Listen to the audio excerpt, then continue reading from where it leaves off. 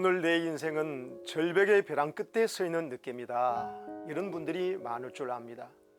지금 이 상황을 어떻게 뚫고 나가야 할지 그 답답함과 절망감, 밀려오는 두려움에 잠 못 이루는 분들도 계실 겁니다. 믿음의 사람 다윗도 오늘 우리와 같이 벼랑 끝에 서게 되는 인생의 위기에 처했다가 회복된 사람입니다. 다윗은 아들 압살롬의 반란을 피해 예루살렘에서 맨발로 도망쳐 나온 지 이틀째 된 밤에 지은 시가 시편 4편입니다. 다윗의 마음이 얼마나 부끄럽고 참담하고 곤란했을까요? 벼랑 끝에 선 다윗입니다. 그런데 여러분, 벼랑 끝에 선 사람이 추락하고 말 것인가 아니면 독수리처럼 날아오를 것인가는 자신의 선택에 달려 있습니다. 다윗은 어떻게 했길래 벼랑 끝에서 추락하는 인생이 아니라 날아오르는 인생이 되었을까요? 내 의의 하나님이여, 내가 부를 때 응답하소서. 곤란 중에 나를 너그럽게 하셔 사오니 내게 은혜를 베푸사 나의 기도를 들으소서. 의의 제사를 드리고 여호와를 의지할지어다. 1절입니다. 내 의의 하나님이여, 내가 부를 때 응답하소서. 곤란 중에 나를 너그럽게 하셔 사오니 내게 은혜를 베푸사 나의 기도를 들으소서.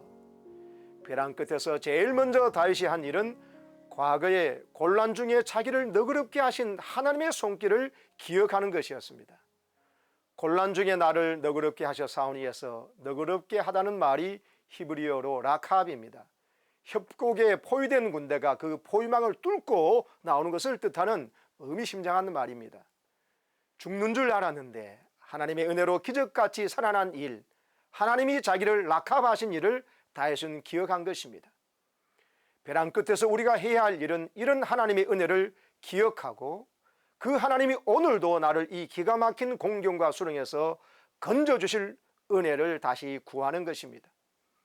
그런데 지금 자신이 벼랑 끝에 서 있는 위기의 순간인데도 하나님 은혜를 구하지 않고 아직도 자신의 생각과 판단, 자신의 방법을 계속 고집하는 사람들이 있습니다. 벼랑 끝에서도 그렇게 하면 망합니다. 하나님의 은혜가 아니고서는 저는 살 수 없습니다. 하나님의 은혜가 없으면 우리 가정도 자녀도 직장도 온전히 설 수 없습니다. 오직 하나님의 은혜로만 살 수 있음을 고백합니다. 주님 불쌍히 여겨 주옵소서 기도하는 것이 벼랑 끝에 서 있는 내가 할 일입니다. 그리고 오늘 이 곤란한 상황이 누구 때문이라고 남 탓도 말고 불평하지 마십시오. 문제 해결에 전혀 도움이 되지 않습니다. 오히려 마음만 완하게 해주고 하나님이 주시는 평안과 지혜가 사라질 뿐입니다. 둘째, 벼랑 끝에서 다윗이 한 일은 예배부터 회복하는 것이었습니다. 5절 말씀입니다. 의의 제사를 드리고 여호와를 의지하라.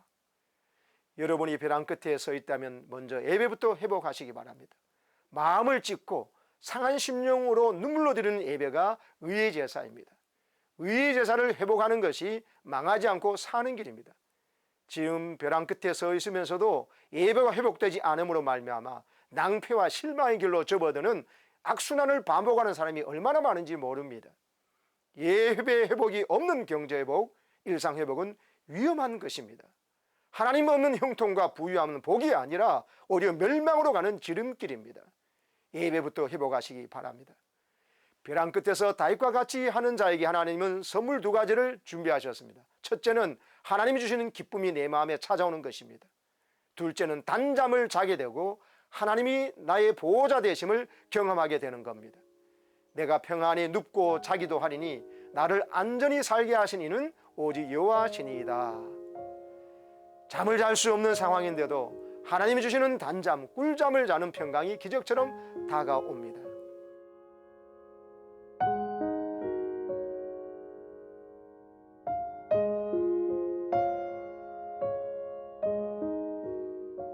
사랑하는 여러분, 지금 벼랑 끝에 서 계십니까? 누구를 원망하나 탓하지 마시고 하나님을 먼저 찾고 하나님 은혜를 부어달라고 기도합시다. 예배부터 회복합시다. 그것이 사는 길입니다. 사랑하는 여러분, 모두가 벼랑 끝에서 해야 할 일을 다윗처럼 분별하여 행함으로 승리하시기를 축복합니다.